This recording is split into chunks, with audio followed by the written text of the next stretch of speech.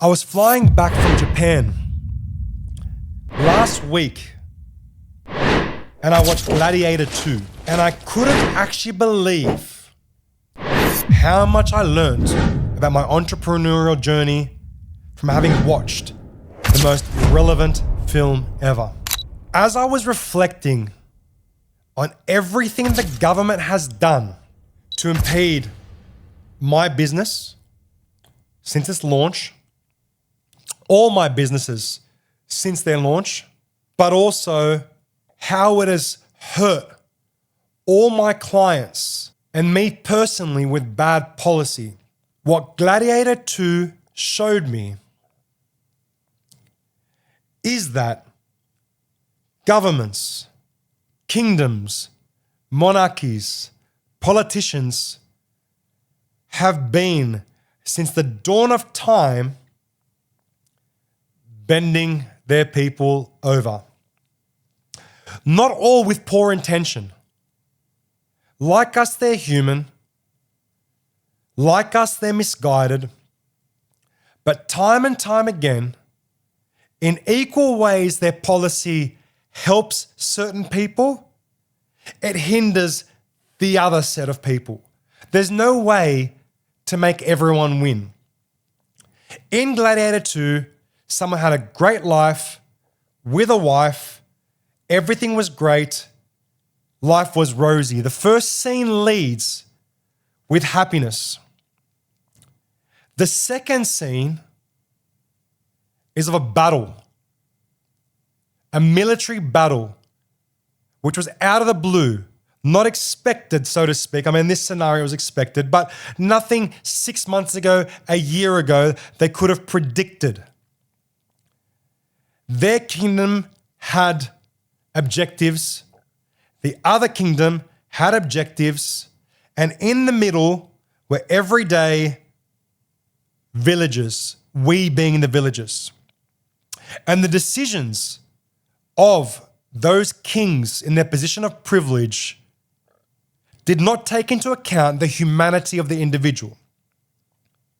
And that person, when he lost the battle, became a slave, lost everything and started from scratch, and then picked himself up, overcame adversity to eventually be a king himself. For better or worse, we don't know what part 2, he then could then have been the next criminal, we don't know. And by the way, I'm not suggesting our governments are criminals, but they're not exactly always on our side. Point I'm trying to make is this. Policy, government, decision, kings make decisions. We, the people, are affected. Right now, the primary focus in Australia is government focused. They're spending too much. They need more money. They're taxing the working people. They're limiting the opportunity of the working people, at least from my perspective, my village's perspective. Because my village deals every day with first home buyers, and most of our first home buyers wish to buy an investment property as their first property. My villagers, my clique, are growing their portfolio like their parents did so they can have success. But our current government is focusing on the other elements of the kingdom, the people who don't necessarily want to grow, who feel like they need to be supported by the government. And that's not exactly bludgers. I'm not saying they're bludgers, but what I am saying is 22% of Australia's population is employed by the government. There's a large portion who depends on the government for Centrelink, disability, NDIS, all rightly things that are necessary at times. But what I'm saying is that's their focus. They're spending on their base, which is not, in this scenario, the ambitious and motivated individual. Now, on my road to listing, in different parts of my journey, I've felt like the protagonist character. I am so grateful to the growing number of people watching our channel. It is so heartening to see you guys on Insta, on YouTube, really following what it is we're doing, being part of our journey to listing. And that's what this channel is about. But if I may ask that you subscribe, turn on your notifications so you can share that journey, not miss the steps, not see our failures and successes at every stage so you can learn from them, because I promise you the mistakes we make will prevent you from making the same ones or give you direct insight into what it takes. Subscribe today. Genuinely appreciate it from the bottom of my heart. Character in the cell, undergoing a treatment that is not fair to my situation. I started the company, COVID hit, the government took unreasonable steps to limit movement, human contact, touch, spread fear. In my view, unreasonable steps based on bad data to get political gains. I still remember when Gladys Berejiklian, who I think was doing a great job at a certain point, was told by the press, why don't you do lockdowns? And she said, there's no reason to do lockdowns. There is no scientific proof that a lockdown would help.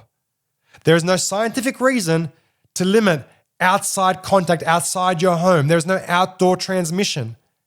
And then media, press, political ambitions kicked in, and all of a sudden we're in lockdown and we can't talk outside our house. And the businesses suffered. I was in shackles then. I was about to lose everything then. Fine. Even before that, as a financial planner, legislative changes occurred, and then me dealing with everyday mum and dads and Gen Ys, it became too expensive to support them because of the requirement of legislation. Yes, was legislation needed in that industry? Yes. Did they do it the right way? Absolutely not. In my view, from my village's perspective. And I'm not talking on behalf as a business owner. As a business owner, I'm affected when I cannot support my clients. When the government took away financial planning for young individuals, for Gen Ys, lower Gen Xs trying to emerge as wealth creators, that meant they're people who could no longer get advice, therefore I could not support the next generation. So it affected my business because I couldn't support my clients. Same way in COVID. Fear, survival gripped us all. We were stuck in home, no way to push forward, no way to gain ambition. That hurt our company because I couldn't service my clients in a certain way. And then eventually the incentive they gave for the building industry drove up prices, caused a massive supply shortage. No one started making money. Materials went up 30%, and then clients got stuck. Interest rates went up 12, 13 times. And then therefore the clients couldn't afford anything more because the price of building was being driven by the incentive. And again, we were in jail waiting to become slaves or gladiators in the field. Now, this budget, I feel, isn't smart. I don't think it's a little bit smart. And we can see that with the amount of carve-outs going on. They're doing policy on the fly with no discussions. They've proven all their data wrong in certain ways, but us as the villagers are in jail, captive to their ambitions and political aspirations and their view on things, which in their view is right. And I can be proven to be wrong, but we are in jail again because of what I believe is incompetence and a lack of sense. How do you stop investors from going in when there's a rental crisis, less than 1% occupancy rate? Investors piss off. That's our political motivation. Very smart. Bravo. But this is where it gets interesting in Gladiator 2. He's in jail. He's a slave. And he fights. And he fights and he fights and he fights. In his context, literally. In our entrepreneurial context, we deal with the hand we are given. We play the game according to what we have, nothing more, nothing less. So we fight in the auditorium, get slapped in the face. Our biggest opponent often is, respectfully, the policymakers. And it's not about me, not about my company, because my company wouldn't exist if we didn't have a service that people needed. Zero deposit homes, first home buyers. The budget was meant to help first home buyers. My clients are the first home buyers or people trying to enter the property market with our support. So if I'm telling you of the 3,500 phone calls we get on a month that our guys have got less opportunity, then I'm sorry. Nothing Chalmers nor Mr. Albert can say will by any means make me believe that they're here to help first-home buyers. They're just here to tax people. Now, if they were trying to help Australians, they would try to elevate first-home buyers as opposed to bringing the rest of the population down, which is done through supply, which they've proven ineffective at. Okay. The point is, can't do anything about it. It's stupid. COVID lockdown was stupid. Certain policy changes in financial planning were stupid. This budget, I believe, is stupid. And as the entrepreneur, this is my Colosseum. We have to fight for the clients, help them get what they want regardless, with the intention that should we succeed, our goal towards listing is achievable. The moves we have made this month to counteract what we feel is horrible policy has got us exactly to where we want to be, where we were a month before. But it's not because of the government, it's despite the government. Because they are stifling supply as people are terrified. The investors who want in can't get in unless it's new. And right now, there's not enough trade coverage and resources to build what they want to build because they're trying to motivate people with no way to help the people who are motivated get into that property. Stay tuned. Watch the battle. I have many infected cuts, scars, bruises, like every single one of my fellow entrepreneurs who are experiencing the same trauma of trying to succeed despite the lack of support from the government. And in saying this, I want to make this very clear. My success is not defined on what they are doing to me. Sorry, I've got the same cards that you all have. My success is defined with the same cards I have against my opposition.